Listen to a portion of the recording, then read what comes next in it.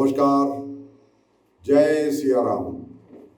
कहते हैं कि भगवान राम का जिक्र करने से पहले, अयोध्या स्थित राम मंदिर का जिक्र करने से पहले मन में और जुबान में भगवान रामचंद्र जी और माता सीता की ही जय जयकार बोलनी चाहिए। तो मैं यहीं से जय जयकार आज शुरू करके वार्ता शुरू करता हूँ और आगे मैं बताऊंगा भी कि मैं इसका अधिकारी कैसे हूँ। मैं आपको ये बताऊंगा, सिद्ध करूंगा कि मुझे ये सब बोलने का अधिकार कहाँ से मिला। मैं आपको ये भी बताऊंगा। आज प्रश्न ये है, जो 3 दिन से जिसने आम जनमानस को, जिसने बहुत श्रद्धा के साथ अपने जरूरतों में से पैसा निकालकर भगवान राम के मंदिर के लिए, अयोध्या में बनने वाले मंदिर के लिए चंदा दिया, दान दिया, खुशी से दिया, और 5,000 करोड़ रुपया ऐसा चंदा वहां पर इकट्ठा है, जो ऐसा बताया जाता है कि करीब 15 करोड़ लोगों ने वो चंदा अभी तक दे दिया है। इसकी संख्या 20 करोड़ तक जा सकती है और वो पारदर्शिता नहीं है, इसलिए सच्चाई पता नहीं लग पाती, लेकिन इतने लोगों का तो आधिकारिक तौर पर कहा गया है। प्रश्न ये है, जो आज का विषय है, कि ये सारा मामला, इस पे बिचौलिए जानबूझ करके क्यों डाले गए, ये एक प्रश्न है। जब हरीश पाठक और उनकी पत्नी कुसुम पाठक, जब ये दोनों लोग 7:10 पर अपनी जमीन की रजिस्ट्री सुल्तान अंसारी और रवि मोहन तिवारी के नाम कर सकते थे, तो वही रजिस्ट्री 7:10 पर ही राम मंदिर तीर्थ ट्रस्ट के नाम क्यों नहीं कर दी गई? ये एक प्रश्न है। क्या इस पे कहीं बीच में लंबा चौड़ा कमीशन खाने का, पैसे के बंटवारे का इंतजाम करने के बाद ही ये सब किया गया? मैं इसमें बहुत गंभीर मामले। अच्छा, मैं एक बार फिर से कह दूं, जिन लोगों को ये लगता है कि राम का नाम लेकर सत्ता में आ गए, राम का नाम लेकर पैसा इकट्ठा कर लिया, तो उनके ऊपर जांच की बात करना, उनकी गलत कामों पर उंगली उठाना रामद्रोही होने जैसा है। एक जमात ऐसी है, वो मैं हाथ जोड़ के भगवान राम का वास्ता देकर कह रहा हूं, आप लोग अभी हट जाइए, इस वीडियो से हट जाइए, क्योंकि आप इस वीडियो को देखने के पात्र ही नहीं।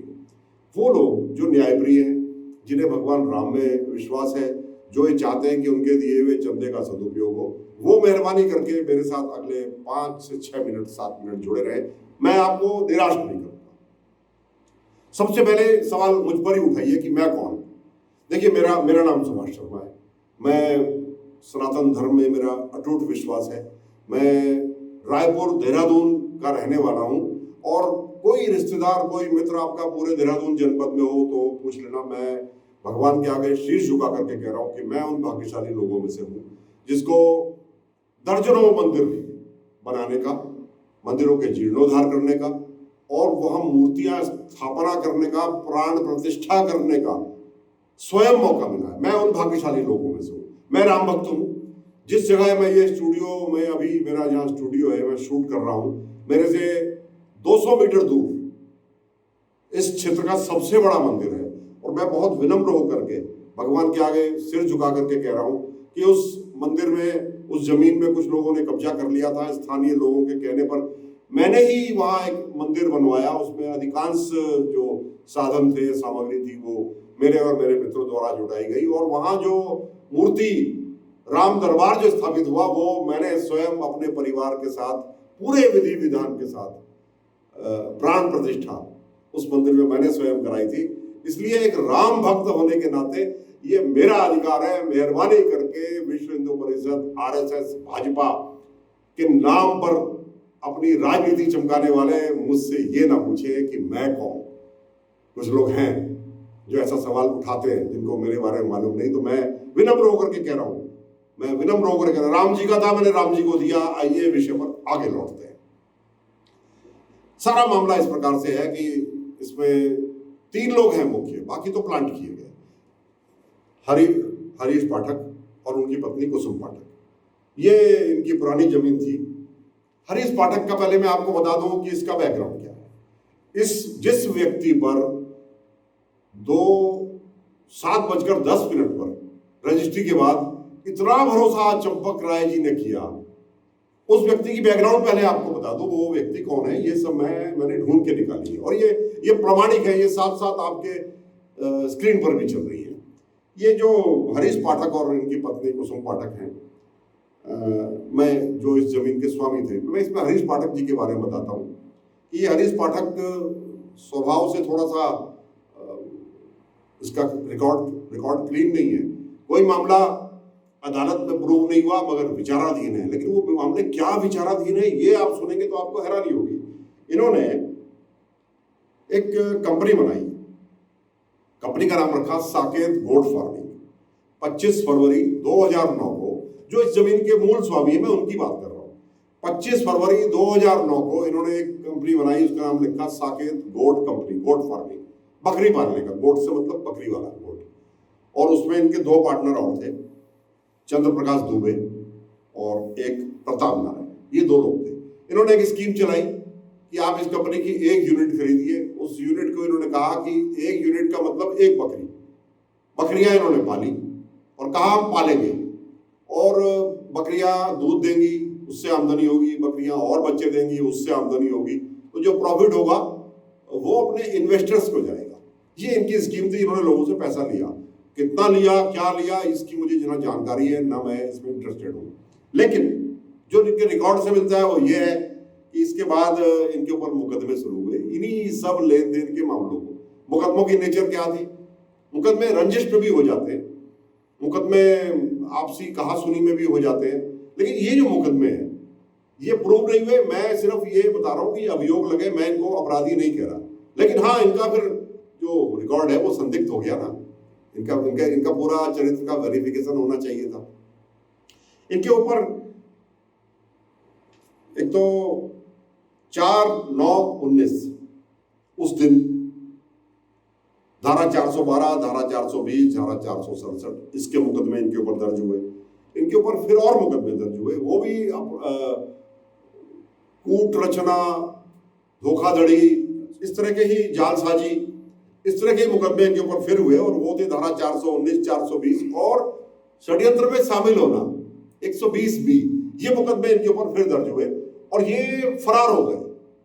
देखने वाली बात है, ये फरार हो गए, इन्होंने कानून से सहयोग नहीं किया, यानी ये हैबिचुअली कानून से भागने वाला व्यक्ति है। स्पष्ट कर रहा हूं, प्रमाण है मेरे पास, हरीश पाठक और कुसुम पाठक। और इन्होंने इसके बाद जब ये भाग गए तो पुलिस ने इनके घर की कुर्की की। 16 सितंबर 2018 को, जी 16 सितंबर 2018 को इनके घर की, इनके निवास की कुर्की हुई, क्योंकि ये फरार थे और मामला गंभीर था, इतना गंभीर था कि अदालत ने कहा कि या तो इनको पेश करिए और या इनके घर की कुर्की करते। इनके घर की कुर्की हुई, बाद में सरेंडर हुए होंगे। इनके खिलाफ वो मामले अब विचाराधीन है। इनके ऊपर इन सभी मामलों को लेकर के चार्जशीट अदालतों में दाखिल हो चुकी है। मैं फिर कह रहा हूं, दोष सिद्ध नहीं है, लेकिन रिकॉर्ड चरित्र भी इनका क्लीन नहीं है। तो ऐसा व्यक्ति जिसने 2 करोड़ रुपए का सौदा सन 2011 से कर रखा है, माफ कीजिएगा, पहले 1 करोड़, पहले 1 करोड़ में, फिर वो मामला लिटिगेशन में फंस गया, वक्फ बोर्ड ने उस पर दावा कर लिया और तो उसके बाद फिर रिन्यू हुआ और ये मामला 1 करोड़ की बजाय 2 करोड़ में हो गया। इनको 10 लाख रुपए एक बार एडवांस मिला, जो कभी फोरफिट नहीं हुआ, क्योंकि ये उस एग्रीमेंट को रिन्यू कराते रहे। फिर एक और एग्रीमेंट इनका बाद में हुआ, कुछ 4 वर्षों के बाद उसको रिन्यू कराया गया, तो इनको 50 लाख रुपए और एडवांस मिला। वो स्वीकार भी करते हैं, देने वाले कहते हैं हमने दिए, और दिए किसने? सुल्तान अंसारी ने। सुल्तान अंसारी एक व्यापारी है, सुल्तान अंसारी एक चतुर व्यापारी है, इसका ये खानदानी काम है, इसका पिता का भी यही काम था, अंसारी प्रॉपर्टी डीलर्स के नाम से वहां ये काम करते हैं। और ये हैं तो समाजवादी पार्टी के सदस्य, जो वहां राम मंदिर के विरोधी थे, मगर ये एक चतुर व्यापारी है। इसलिए जब ये आज कभी कभी अपनी जब सफाई देने की कोशिश करते हैं तो वहां ये बताते हैं कि वो तो भगवान राम के लिए था, इसलिए मैं जमीन सस्ती दे रहा हूं। और वैसे ये समाजवादी पार्टी के अयोध्या के वहीं के स्थानीय अयोध्या के, ये उनके जो संगठन है उसके पदाधिकारी, उसके अध्यक्ष भी रहे। युव जनसभा जो उनकी यूथ विंग है उसके वो भी रहे। और समाजवादी पार्टी का स्टैंड क्या था ये आप सब जानते हो। ये मंदिर के पक्ष में कभी भी नहीं थे, ये तो आप जानते ही, मंदिर के पक्ष में नहीं थे। इनका कहना था कि न्यायालय तय करे। तो अब इनका हृदय परिवर्तन हुआ होगा या कुछ लालच, कुछ अतिरिक्त कमाई का कोई इनको जरिया मिला होगा। तो अब ये इस वक्त राम भक्त बने हुए हैं। मैं चाहता हूं इनकी राम भक्ति सच्ची हो, मैं भी दिल से ऐसा चाहता हूं सुल्तान अंसारी जी। पर सुल्तान अंसारी जी आप पर कोई आरोप नहीं है, मैं यहां स्पष्ट कर दूं। इस सारे मामले में एक नया आदमी प्रकट किया गया, प्लांट किया गया, उसका नाम है रवि मोहन तिवारी। ऐसा कहा जा रहा है, मैं कोशिश कर रहा हूं, मैं इसकी पुष्टि नहीं करता और मैं कोई भद्दा शब्द भी यहां नहीं बोल रहा। ऐसा कहा जा रहा है कि अयोध्या के जो मेयर हैं, जो इस मामले में बिचौलिए हैं, जी बिचौलिया शब्द उन पर फिट बैठता है क्योंकि वो दोनों ही डॉक्यूमेंट्स में गवाह हैं। और ऐसा कहा जा रहा है कि ये उनके भांजे हैं, सगे भांजे बताया जा रहा है। मुझे देखिए सच्चाई नहीं पता, पर अगर ये नहीं भी निकले तो भांजे ही कहा है, मैंने कोई आपको कोई गाली तो नहीं दे दी। ये इनके पिता रवि मोहन तिवारी के पिता का नाम है सीतापति तिवारी, बड़ा प्यारा सा नाम है, नाम बहुत अच्छा है। और आपने सीतापति तिवारी जी, ऐसा कहा जा रहा है कि ऋषिकेश उपाध्याय जो वहाँ के मेयर हैं, जो इस पूरी डील के सूत्रधार हैं, इस पूरी डील के, ये उनके बहनोई हैं सीतापति जी, और ये सीतापति जी के सुपुत्र हैं। तो ये कहा जा रहा है कि भारतीय जनता पार्टी के लोगों की तरफ से चंदे में से चंद रुपए किनारे करने के लिए ये रवि मोहन तिवारी नाम का आदमी प्लांट किया गया। प्लांट कैसे किया गया? अशोक, माफ कीजिएगा, हरीश पाठक और कुसुम, इनको तो डरा के रखा गया कि ये जो मामला है, आपका मामला विचाराधीन है, तय हो रखा है, चुपचाप 2 करोड़ में सौदा कर लीजिए, जो कुछ अंडर हैंड दिया होगा वो जाने, और ये लेकर के निकल लीजिए, वरना ये आपका मामला फिर से कहीं ना कहीं कटाई में पड़ जाएगा। या ऐसा भी धमकी दी गई होगी कि फिर हम लेंगे ही नहीं, और उनको पैसे की जरूरत थी क्योंकि उनकी बहुत सारी देनदारियां इस बीच इकट्ठी हो गई हैं जिनको लेकर के इनके मुकदमे चल रहे हैं। तो ये दबाव में आ गए, और दबाव में आकर के इनको उसी 2 करोड़ में जो व्यक्ति पैसे के लिए कूट रचना कर रहा है, जिसने फर्जी डॉक्यूमेंट बनाए आरोप है, जिस पर यह आरोप है और ये मुकदमा चल रहा है, वो व्यक्ति 2011 से 2021 तक ऊपर कोई मुनाफा ही ना ले, मूल व्यक्ति। और यहां मैं बता दूं, पाठक तो मुनाफे के हकदार थे क्योंकि जमीन तो उन्हीं की थी। वो अगर इसमें मुनाफा कमाते तो ये बात गलत नहीं लगती, जायज थी बात, उनको तो मुनाफा मिलना ही चाहिए था, लेकिन उनको सिर्फ 2 करोड़ रुपए दिए गए। एक और बड़ा झूठ है कि उनको सिर्फ 2 करोड़ दिए गए, क्योंकि उस रजिस्ट्री में, जो रजिस्ट्री 18 मार्च को 7:10 पर हुई, उसमें पुरानी पेमेंट्स का कहीं जिक्र ही नहीं है। उसमें अचानक रवि मोहन तिवारी और सुलेमान अंसारी के नाम पे इन्होंने रजिस्ट्री कर डाली। मैं यहां बता दूं कि इससे पूर्व ऐसा बताया जा रहा है कि 9 लोगों के नाम एग्रीमेंट था, 9 लोगों के नाम, तो उनमें से 7 लोगों को बाहर किया गया उसी दिन या उसके 1-2 दिन पहले। 7 लोगों को बाहर किया गया। तो ये बहुत महत्वपूर्ण सवाल है, मेहरबानी करके इसको सुनिए, इसको अंडरलाइन करके सुनिएगा।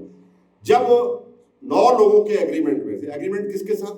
एग्रीमेंट जमीन के मूल मालिक हरीश पाठक और उनकी पत्नी कुसुम पाठक के साथ जो एग्रीमेंट था आगे, जिसमें सुल्तान अंसारी मुख्य थे, उनके साथ 8 लोग और थे।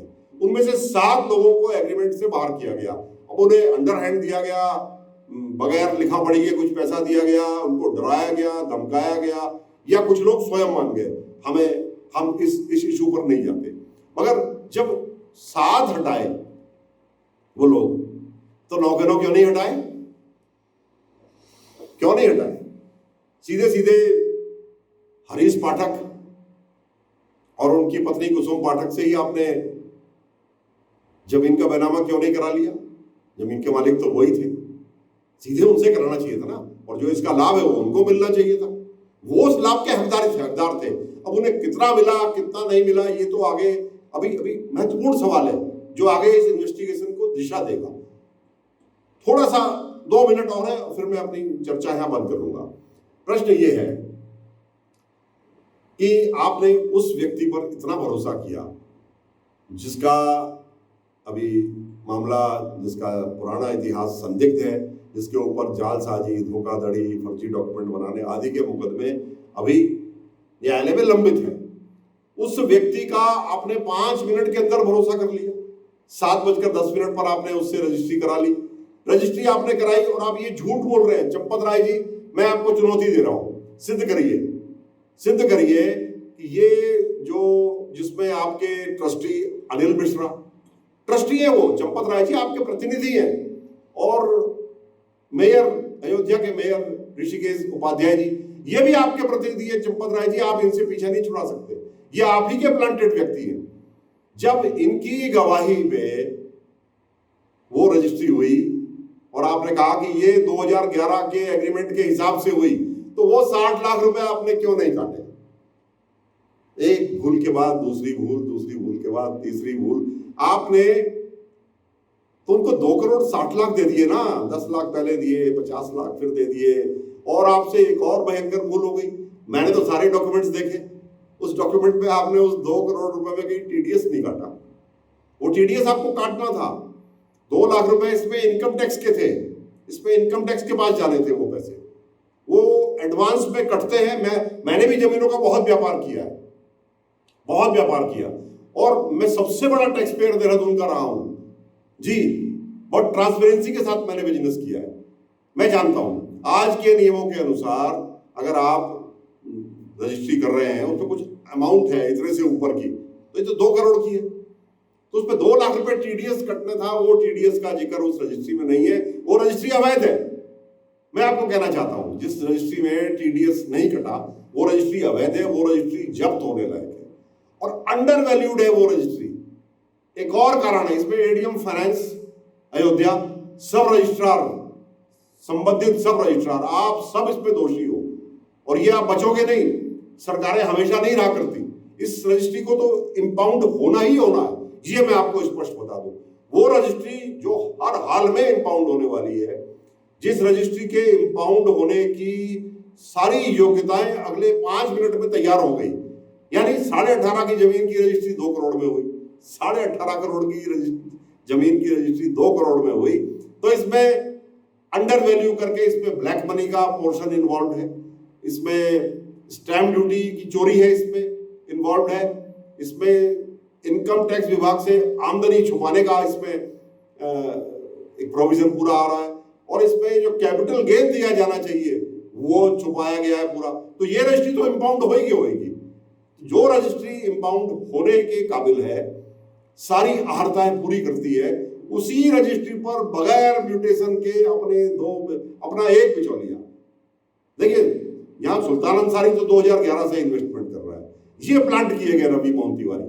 अब यहां इससे जुड़े हुए जो गंभीर सवाल है, द प्रिंट करके एक इंपॉर्टेंट वो है, सोशल मीडिया की एक साइट है द प्रिंट, उनकी जांच अक्सर पूरी रहती है, तो मैं यहां उनको कोट कर रहा हूं, ये साथ साथ देखिए। इस बीच जब द प्रिंट के जो लोग हैं, वो जब मूल स्वामी, आज भी मूल स्वामी वही है, दस्तावेजों में भी नाम उन्हीं का है, अभी किसी रवि मोहन तिवारी या किसी क्या कहते हैं उसको, सुल्तान अंसारी का नाम नहीं चढ़ा। 31 मार्च 2018 तक, माफ कीजिए 18 मार्च 2021 तक नहीं चढ़ा था, स्वामी यही थे। अब जब इनसे पूछने के लिए द प्रिंट की टीम इनके घर गई, तो ये घर पर नहीं है, ये 3 दिन से घर पर नहीं है। जैसे ही एक समाचार चैनल्स में आया, इन्होंने घर छोड़ दिया, और ये फरार रहने के आदी है पुराने। अब इनका ये पता नहीं है कब प्रकट होंगे, क्योंकि सही बातों का जवाब यही दे सकते, इन्हें भगा दिया गया, ये स्वयं भाग गए, इनका अपहरण कर लिया गया, या ये किस हाल में है ये किसी को नहीं पता। सबसे सही बात तो वही दोनों बताएंगे ना, कि उनको बेनिफिशियरी वही थे, उनको मिलना चाहिए था। एक ये एक पहली गड़बड़ी। दूसरी, रवि मोहन तिवारी के लिए चंपत राय जी ने ये कहा कि रवि मोहन तिवारी का 2011 से ही एग्रीमेंट है, ये डॉक्यूमेंट उनके पास नहीं है और किसी भी डॉक्यूमेंट में रवि मोहन तिवारी इससे पहले इसमें शामिल नहीं थे। फिर द प्रिंट की टीम कह रही है कि जब हमने रवि मोहन तिवारी से कहा कि अगर आप 2011, 2014 इन एग्रीमेंट्स में शामिल थे, पहले से ही आप इसमें शामिल थे और हम ये माने कि ये पिछले एग्रीमेंट का ही हिस्सा है, हालांकि इस रजिस्ट्री में इस एग्रीमेंट का कोई जिक्र ही नहीं है, ये फ्रेश रजिस्ट्री है जो कि चंपत राय जी और उनके प्रतिनिधियों की देखरेख में तैयार की गई। डॉक्टर अनिल मिश्रा होम्योपैथी के डॉक्टर ये बताए जाते हैं, ये आरएसएस के अवध प्रांत के जो कार्यवाह है वो भी बताए जाते हैं संभवतः, और ये ऐसा मीडिया में लिखा गया है। और ये इस ट्रस्ट के जो माननीय सुप्रीम कोर्ट के निर्देश पर लोकसभा में प्रधानमंत्री द्वारा घोषित की गई ट्रस्ट है, उस ट्रस्ट के ट्रस्टी भी हैं आप उस ट्रस्ट के ट्रस्टी भी हैं माननीय मिश्रा जी। आप लोगों की देखरेख में ये जो डॉक्यूमेंट तैयार किया गया, ये आपने सिर्फ इसलिए तैयार किया कि जो 17 करोड़ रुपए अभी दिए हैं, 8.5 करोड़ तो सुल्तान अंसारी उनको ले गए, बाकी के 8.5 करोड़ और जो बाद में 1.5 करोड़ और मिलेगा, ये इसके बंटवारे के लिए आपने इन लोगों को इसमें प्लांट किया ताकि आपकी इसमें हिस्सेदारी हो सके। तो चंदे से व्यापार करोगे। और यहां ये अंत में ये बताना जरूरी है कि ये जमीन राम मंदिर की नहीं है, इस जमीन पर राम मंदिर नहीं बनना, ये राम मंदिर के मूल स्थान से 3 किलोमीटर दूर है। ये कह रहे हैं भविष्य की योजनाएं हैं, लेकिन ये दरअसल इस वक्त व्यापार शुरू हो गया। और यहां तक खबर मुझे मिल रही है, मैं इसकी जांच कर रहा हूं, कि अयोध्या में राम मंदिर के आसपास की सारी जमीनें डरा के धमका के अधिग्रहण हो जाएगा, इसकी धमकी देकर विवाद में पड़ जाओगे, इसकी धमकी देकर स्थानीय लोगों से औने पौने भाव में इस वक्त भारतीय जनता पार्टी के तमाम लोग खरीद चुके हैं, उन्होंने एग्रीमेंट कर लिया, उन्होंने करोड़ों रुपया इसमें डाल दिया है। किसके भरोसे पे? जो कमेटी है उसके भरोसे पर, चंपत राय जी तक जिसकी पहुंच है, जिसकी पहुंच ऋषिकेश उपाध्याय से है, जिसकी पहुंच अनिल मिश्रा और दूसरे ट्रस्टीज से है, वो वहां पर इस वक्त पैसा फेंक रहे हैं, पता ना होने की ये कई गुना होकर के वापस आने वाला है। क्योंकि आप यहाँ लोगों से औने पौने भाव खरीद करके उसमें घुसिए प्रॉपर्टी की डील में, और चंपत राय जी और उनकी टीम से सेटिंग करिए और ऊंचे भाव पर भगवान राम के नाम मिले हुए 5,000 करोड़ चंदे से वो जमीन जरूरत है नहीं है, बस लाभ पहुंचाओ, हिस्सेदारी लो। इस योजना के तहत यहाँ पर काम चल रहा है। मैंने परत दर परत आपको एक एक चीज बताई। इसके आगे और भी जो कुछ मिलेगा तो मैं एक तीसरा एपिसोड इस विषय पर और बनाऊंगा। अंत में एक बार फिर से अपने आराध्य देव भगवान राम और माता सीता को याद करते हुए, जय श्री राम।